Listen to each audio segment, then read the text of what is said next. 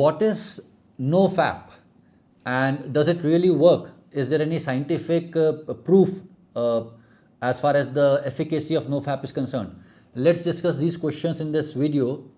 I'm Dr. Praveen Tripathi. I'm a consultant psychiatrist and sexual disorder specialist. So first of all, let's understand what no FAP is.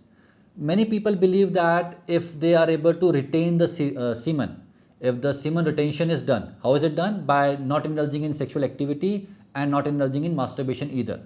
So they believe that if semen retention is done, that would somehow lead to improvement in their physical faculties and the sharpening of mind, and they believe that by doing that they would be able to achieve some kind of success.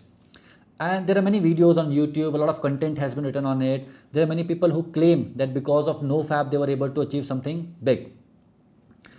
So does it really work? My answer is yes and no. First of all, let's talk about what science says. There is no scientific evidence whatsoever that semen retention can lead to any kind of benefit. First of all, semen does not get retained. Even if a person is not indulging in masturbation, or even if he is not indulging in sexual intercourse, even then it's not that the levels of semen would start to increase in your body. That's not going to happen. Secondly, there is no proof that it would lead to any kind of improvement in your physical strength or the mental strength or mental faculties, if I can use that word. So there is no such proven benefit. That is clear. If that is the case, why is it that there are so many people who vouch for no FAP, who say that no FAP really works and who say that it has worked for them? Are they lying? The answer is no, they are not lying. There is no scientific proof behind no FAP, but there is another angle to this whole thing, and that is the psychological angle. Basically, sexual urge is very basic to humans, and if a person is ready to kind of control that sexual urge, if a person is ready to make that sacrifice, if a person is ready to be that disciplined because he wants to achieve something, in that case the chances of the person achieving that thing becomes anyways very high. What I mean to say is, say a student is preparing for an entrance examination. Say you want to clear the IAS examination, or you want to become a doctor, or you want to get into IIT, and you are so dedicated towards that goal. You feel so strongly for that goal that you are ready to give up on something which is very basic to all humans.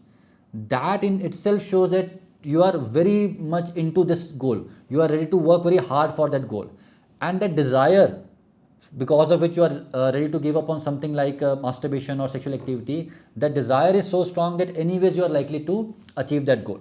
So what I'm trying to say is, it's not that the semen retention was helping you to achieve that goal. It's the very fact that you were so much into achieving of that goal, or you were so dedicated towards that goal, that you were ready to even give up on something which is very basic.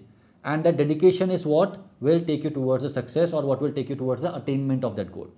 Let me give you some other example.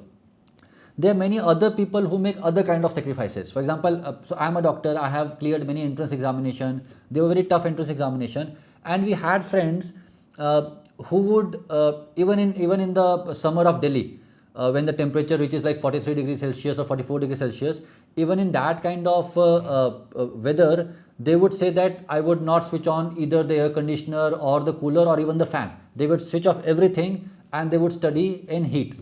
They would, it would be really hot, but they would study. And their thought process was that if I make sacrifice, or if I kind of punish myself, my attention would improve. And many of them got selected. Now, it's not that if you study in hot weather, your selection would happen. It's not that.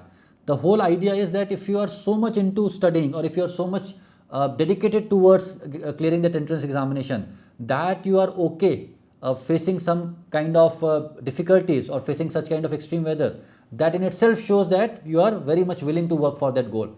And that willingness is what would take you towards that goal.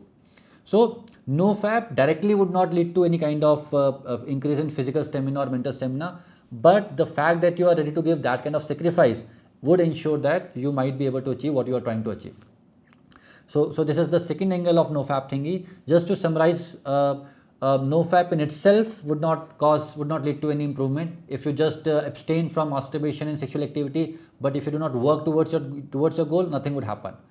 But the other part is that if you are so willing to achieve your goal that you are able to sacrifice on something that basic, the chances are that you would be able to finally achieve your goal, and that is more likely to happen than anything else. So guys, the whole reason for making these videos is to impart information, give education out there, And if you like this kind of content, you can definitely join us. Thank you.